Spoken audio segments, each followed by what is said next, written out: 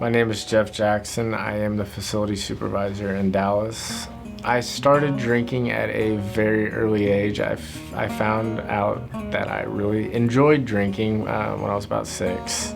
And then it escalated pretty steadily. And then by the time I was in middle school and then especially high school, I started to find more and more things I like. It starts with pain pills and pot, and then as I got a little bit older, I started to discover things like cocaine and meth, and anything I could really get my hands on, I figured out pretty quickly that I like. I've always had kind of this little list of it's never going to be that bad unless I start doing X, Y, or Z. For some people that's it cost me a job. That was on my list at some point in time, but I lost a couple jobs because of that. And then as that happens, it's it could be worse. And I just start creating this running list of things. As long as I'm not doing this, it's okay.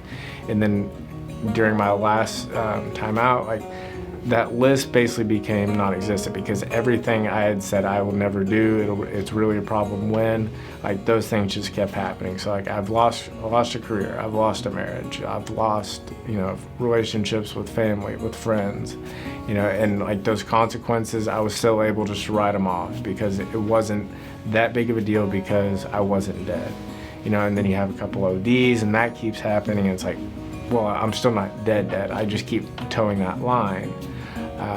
And then I got very lucky and very fortunate during my last overdose that I just had that little rare moment of clarity where it's I can't do this anymore.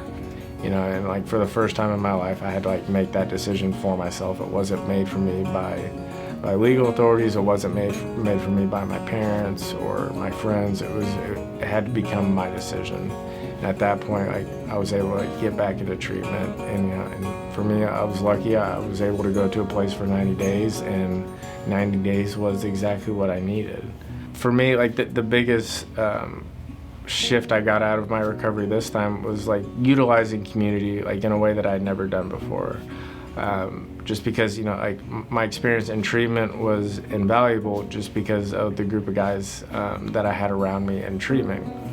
Because I was with them for an extended period of time, but also it's a direct contrast with the way that I live life when I'm in active addiction. Because when I'm in active addiction, I am isolating, I am by myself.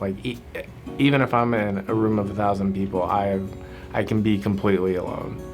And that's the biggest shift is as I start to get surrounded by people who are like me. They think like me, they talk like me, they walk like me.